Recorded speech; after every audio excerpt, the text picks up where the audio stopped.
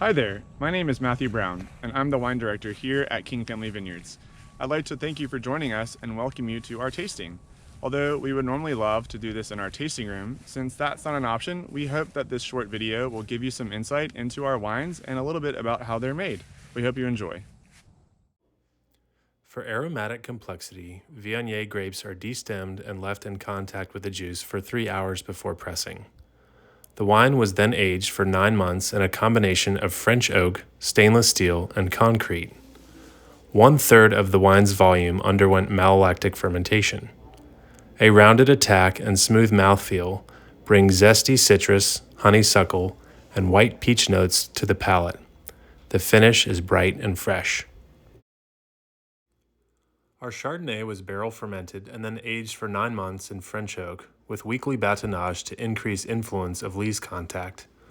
With aromas and flavors of hawthorn, green apple, and sweet spice, this wine balances an expression of terroir with delicate oak aging. A lifting acidity imparts structure and a lasting finish. An annual favorite here on the farm, our Crozet Rosé is dry and refreshing.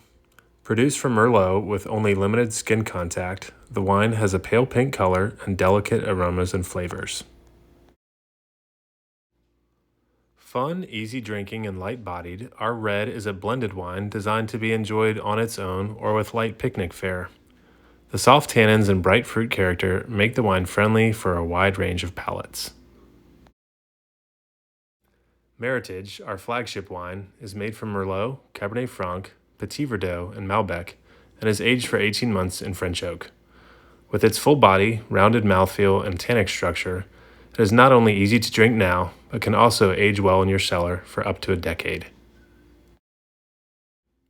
From everyone here at King Family Vineyards, I'd like to thank you for joining us. For more information, visit us online at kingfamilyvineyards.com or follow us on social media. We look forward to your next visit again soon.